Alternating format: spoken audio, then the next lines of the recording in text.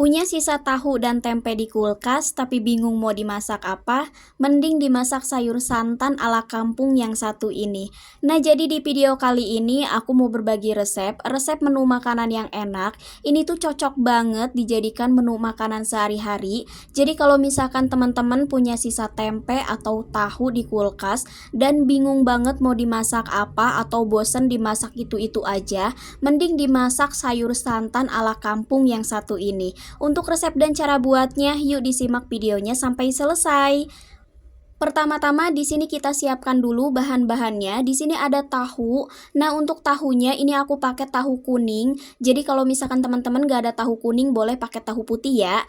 Untuk bahan yang kedua di sini ada tempe. Nah, untuk tempenya ini aku pakai setengah papan ya. Untuk tempenya ini udah aku potong-potong. Oke, lanjut kita panaskan minyak. Nah, kalau misalkan minyaknya itu udah panas, langkah pertama goreng tahu yang udah dicuci bersih. Kalau misalkan tahunya itu udah mateng, ini tinggal diangkat aja lalu kita tiriskan dulu ya biar minyaknya itu nggak terlalu banyak. Oke, lanjut tahunya itu udah digoreng, kita goreng juga tempe. Nah, kalau misalkan untuk tempe ini ngegorengnya itu jangan terlalu lama ya. Ini cukup agak kecoklatan aja. Nah, kalau misalkan tempenya itu udah kecoklatan, ini kita angkat juga lalu kita tiriskan dulu. Oke, lanjut kita beralih ke bumbunya. Siapkan 15 buah cabai keriting merah, bawang merah 9 siung, bawang putih 4 siung, 3 ruas kunyit, 3 butir kemiri, dan 1 sendok makan ketumbar bubuk. Kemudian kita haluskan bumbunya. Nah, setelah dihaluskan bumbunya, kita tumis bumbu yang sudah dihaluskan. Untuk menumis bumbunya ini aku pakai minyak bekas goreng tahu dan tempe tadi ya. Lalu tambahkan lengkuas yang udah digeprek, daun salam. Kemudian kita tumis bumbunya sampai benar-benar mateng, sampai benar-benar harum biar nggak langu.